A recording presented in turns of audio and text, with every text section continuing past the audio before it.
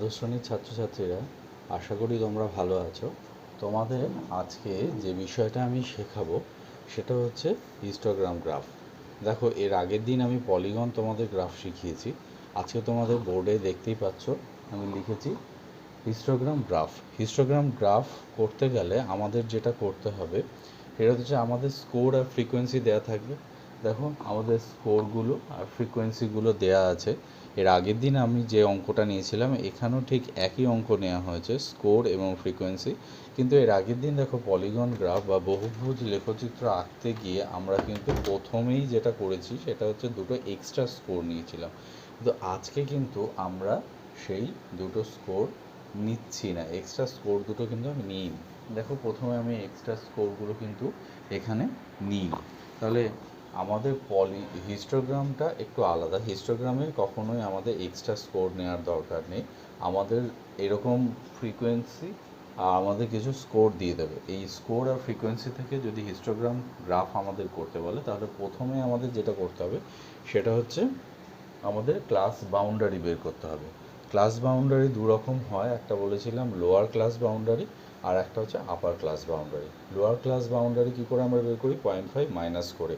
এই যে লোয়ার স্কোরগুলো আছে এগুলো থেকে যদি আমি 0.5 মাইনাস করি তাহলে আমার লোয়ার লিমিট বেরিয়ে যাবে। আর যে অপরের দিকের যে স্কোরগুলো আছে সেগুলোর সাথে যদি আমি 0.5 প্লাস করি তাহলে আমার আপার স্কোর বেরিয়ে যাবে। তাহলে লোয়ার লিমিট আর আপার লিমিট আমরা বের করে ফেলতে পারবো।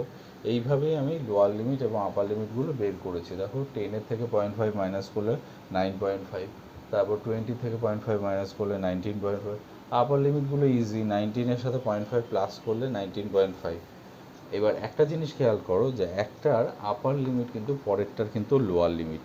তার মানে কি, আমরা যখন লিখছি তখন সহজে একটা আপার লিমিট লিখলে সেটাই আমরা পরে লোয়ার লিমিটে লিখে দিতে পারি। শুধু প্রথমেরটা আমাকে মাইনাস করে বের করতে হবে, পরেরগুলো অটোমেটিক হয়ে যাবে। সহজে তোমরা এইভাবে হিস্টোগ্রামটা করতে পারবে। আর তোমাদের যেটা করতে হবে সেটা হচ্ছে এই যে হিস্টোগ্রামে আমাদের দুটো লিমিট বের করেছি, লোয়ার লিমিট আর আপার লিমিট। কিন্তু আমরা যখন অঙ্কটা করতে যাব তখন দেখবে শুধুমাত্র আমাদের কিন্তু লোয়ার লিমিটটা লাগবে। তাহলে আমরা কেন আপার লিমিটটাও বের করলাম? আপার লিমিটটা কেন বের করেছি সেটা আমরা যখন গ্রাফটা করব তখন আমরা বুঝবো। কারণ এখন যদি আমি তোমাদের বলি তাহলে তোমরা এখন পরিষ্কার বুঝতে পারবে না। ওই জন্য অঙ্কটা করতে করতে আমরা দেখব যে আমরা কেন আপার লিমিটটাও নিয়েছি। তাহলে চলো গ্রাফের মধ্যে আসা যাক। দেখো, আমরা এবার গ্রাফ শিটের মধ্যে চলে এসেছি। হিস্টোগ্রামের মধ্যে পলিগনের মতনই আমরা ইঞ্চ গ্রাফ নিয়েছি। পলিগনে যেরকম আমরা ইঞ্চ গ্রাফের মধ্যে করেছিলাম সেরকমই একটা ইঞ্চ গ্রাফ আমরা নিয়েছি। তোমরা দেখতেই পাচ্ছ এখানে ইঞ্চ গ্রাফটা। ইঞ্চ গ্রাফের নিচে হিস্টোগ্রামে যেটা লিখতে হবে, নিচের দিকে দেখো আমি বলেছিলাম যে আমরা দুটো লাইন টানি, একটা হচ্ছে এক্স ড্যাশ আর এটা হচ্ছে এই দিকে যেটা সেটা হচ্ছে ওয়াই ড্যাশ। এক্স ড্যাশ যেটা, ওয়াই ড্যাশটা দেখা গেল না, এই দেখো আমি একটু দেখিয়ে দিয়েছি। আচ্ছা, এখানে দেখো অ্যাডজাস্ট করে নিতে হবে। এক্স ড্যাশের মধ্যে আমরা যদি দেখি তাহলে দেখো আমরা এক্স ড্যাশে এখানে কি লিখেছি, নিচে আমরা লিখেছি লোয়ার লিমিট। ঠিক আছে, লোয়ার লিমিটটা এখানে লিখতে হবে। এক্স ড্যাশে কিন্তু আমরা লোয়ার লিমিট লিখব। লোয়ার লিমিটগুলো আমরা এখানে লিখেছি। এখন এই যে লোয়ার লিমিট, দেখো লোয়ার লিমিটের যে জায়গাটা আমাদের রয়েছে এখানে আমরা যে বাদিকে যে ক্লাস বাউন্ডারিগুলো নিয়েছিলাম না, ক্লাস বাউন্ডারিগুলোর মধ্যে যেগুলো আমরা নিয়েছিলাম, অর্থাৎ ক্লাস বাউন্ডারির মধ্যে আমি বলেছিলাম যে লোয়ার লিমিট আর আপার লিমিট, এই লোয়ার লিমিটে 0.5 মাইনাস করে যেগুলো ছিল সেগুলোই আমরা কিন্তু এই ক্লাস বাউন্ডারির এখানে আমরা কিন্তু লিখেছি। ক্লাস বাউন্ডারি লোয়ার লিমিটগুলো আমরা লিখেছি। এখন লাস্টে যে লোয়ার লিমিটটা আমি লিখেছি, দেখো 79.5, 79.5 কিন্তু অ্যাকচুয়ালি আপার লিমিট। এইগুলো সব লোয়ার লিমিট, কিন্তু লাস্টেরটা আমি কিন্তু আপার লিমিট লিখেছি। এই আপার লিমিট কেন লিখলাম সেটা আমরা পরে আসছি। আগে দেখো আমরা ঠিক একইভাবে বিন্দুগুলো প্রতিস্থাপন করব ফ্রিকোয়েন্সির দিকে। ফ্রিকোয়েন্সির দিকে বিন্দুগুলো প্রতিস্থাপন করতে গেলে আমাদের যে 75% রুলস, সেই 75% রুলস কিন্তু আমাদের মেনেই চলতে হবে। তো 75% রুলস তোমাদের আমি বলেছিলাম যে কিভাবে আমরা করব। আমরা দেখব যে কতগুলো এখানে ঘর রয়েছে। এখানে টোটাল ঘর রয়েছে দেখো 1 2 3 4 5 6 7 8, তার মানে টোটাল 80টা স্কোয়ার ইউনিট রয়েছে আমার এক্স ড্যাশে। তাহলে আমরা এর আগের দিন যেরকম ক্যালকুলেশন করেছিলাম আজকেও সেরকম ক্যালকুলেশন করব। এখানে দেখো 10টা করে স্কোয়ার ইউনিট, সেটা রয়েছে আমার কটা ঘরে, 8টা ঘরে রয়েছে।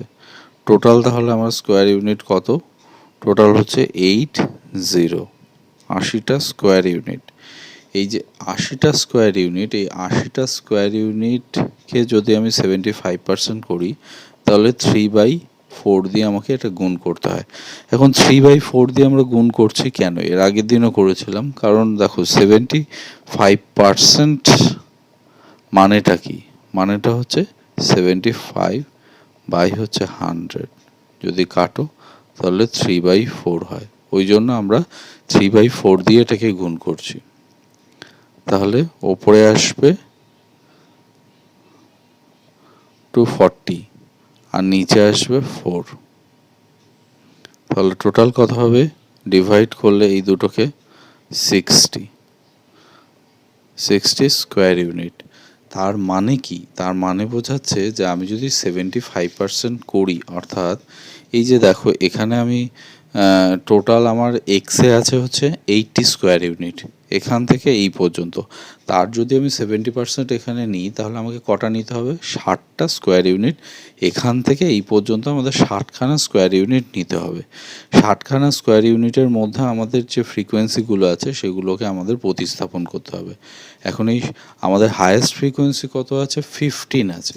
তাহলে আমরা 15 পর্যন্ত যাব। তাহলে 15 ফ্রিকোয়েন্সি যদি আমরা 60টা স্কোয়ার ইউনিটের মধ্যে ডিস্ট্রিবিউট করি তাহলে আমাদের এক একটা ফ্রিকোয়েন্সি ঘর কত করে হবে? ডিভাইড করে আমরা পাবো। 15কে ডিভাইড করব, তাহলে কত হবে? 4 স্কোয়ার ইউনিট। 4টে করে স্কোয়ার ইউনিট যদি আমরা এই বাদিকে নিই তাহলে আমাদের প্রত্যেক 4টে ঘর পর পর আমাদের একটা করে ফ্রিকোয়েন্সি হবে। প্রত্যেক 4টে করে ঘর, ঠিক আছে? এদিকে হচ্ছে একটা, এখানে দেখো এইখানে হবে 2 নম্বর। তাহলে এইভাবে লিখবো আমরা 1, এখানে লিখবো 2, এইভাবে আবার 4টে ঘর পরে, এখানে 2টো আছে আর এখানে 2টো, তাহলে এখানে লিখবো আমরা 3, তারপরে আবার এখানে লিখবো আমরা 4। এইভাবে আমরা লিখতে থাকবো, ঠিক আছে? তাহলে আমি দেখো এখানে কিন্তু করে নিয়েছি। আমি এখানে পরপর 15 পর্যন্ত লিখে নিলাম। এখানে দেখো এখানে 1 থেকে 15 পর্যন্ত আমি ফ্রিকোয়েন্সিগুলো পরপর লিখে নিয়েছি। এইটুকু করলে আমাদের অর্ধেক কাজ শেষ। এবার আমাদের যেটা করতে হবে সেটা হচ্ছে বিন্দুগুলো প্রতিস্থাপন করতে হবে। প্রথমে দেখো 9.5, সেখানে আমার কত ফ্রিকোয়েন্সি আছে? 4 আছে। তাহলে এখান থেকে সোজা আমি উঠবো আর এখানে দেখবো 4 কোথায় আছে। একদম সিম্পল, সেখানটায় আমি গোল দাগ দেবো। কিন্তু এবারে গোল করব না, হ্যাঁ, শুধু বিন্দুগুলো করব। কেন গোল করলাম না একটু পরে বলছি। 19.5, এখানে দেখো আমার কত আছে? এখানে আছে 11। তাহলে আমি সোজা উঠে যাব 11-এ চলে যাব। এই যে আমার 11, এই দাগটার সমান এখানটা হচ্ছে 11। আচ্ছা, তারপর দেখো 29.5, 29.5-এ আছে কত ফ্রিকোয়েন্সি? 15।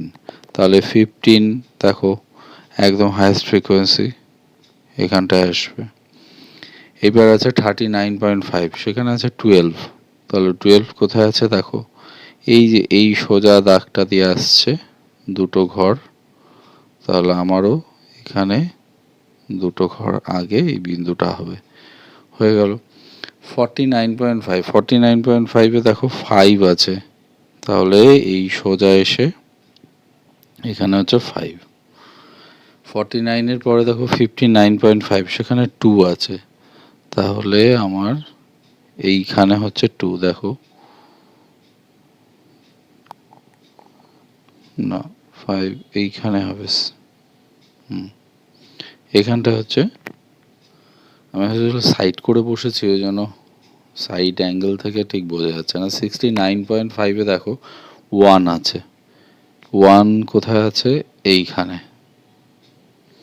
তাহলে এই যে 1, এবার দেখো যেটা আমার বলার ছিল যে আমরা এক্সট্রা কেন 79.5 নিয়েছি। 79.5 দেখো হায়েস্ট, একদম লাস্টে আপার লিমিটটা, কিন্তু এটা আমরা কেন নিয়েছি? এটা মেলানোর জন্য নিয়েছি। আমরা যখন এই যে গ্রাফটা হিস্টোগ্রাম করব, হিস্টোগ্রামে আমরা কিন্তু স্তম্ভগুলো এইভাবে মেলাবো, অর্থাৎ দেখো মেলাতে মেলাতে আমি বলছি তোমাদের।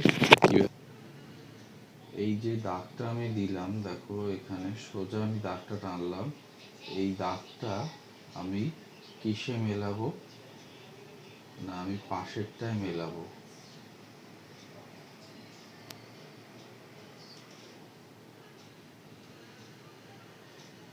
পাশেরটা মিলিয়ে দিলাম, এরকম করেই পরেরটা আমি দাগ টানবো। এই দেখো সোজা আমি এইভাবে দাগ টানবো, এখান থেকে এইভাবে সোজা দাগ টেনে মেলাচ্ছি।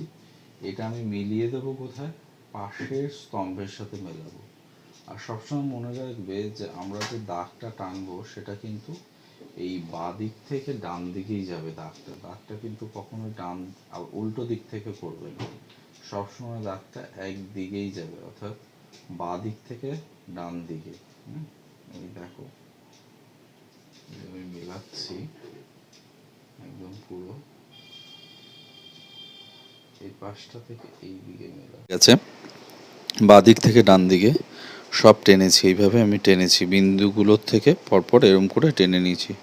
এখন লাস্টে দেখো 69.5-এ আমাদের ছিল, এখানে ফ্রিকোয়েন্সি ছিল 1, সেটার থেকে আমরা পরেরটায় গেছি 79.5।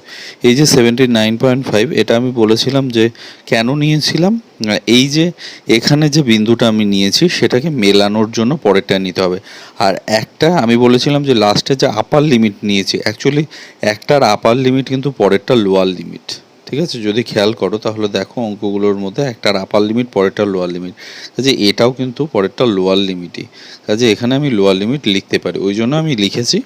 তাহলে এই পর্যন্ত হলে আমাদের অঙ্কটা হয়ে গেল। এখন আমাদের এখানে যেটা করতে হবে সেটা হচ্ছে দুটো ক্রস এইভাবে দিতে হয়, এইভাবে দুটো দাগ দেবে। এই দুটো দাগ দেওয়ার মানে হচ্ছে আমি এখানে হচ্ছে 0 যদি ধরি তাহলে 10টা ঘর পরে আমি 9.5 লিখেছি, কিন্তু অ্যাকচুয়ালি 10টা ঘর পরে তো 10ই লেখার কথা, 10ই লেখার কথা, কিন্তু আমরা সেটা লিখতে পারি না সবসময়। এমন কোনো অঙ্ক শুরু হয় যেটা হয়তো 30 বা 40 দিয়ে শুরুই হয়, তাহলে আমাদের এই যে মাঝের গ্যাপটা, এই গ্যাপটার সাথে যে কটা স্কোয়ার ইউনিট আমরা নিয়েছি সেটার সাথে সবসময় মিল থাকছে না।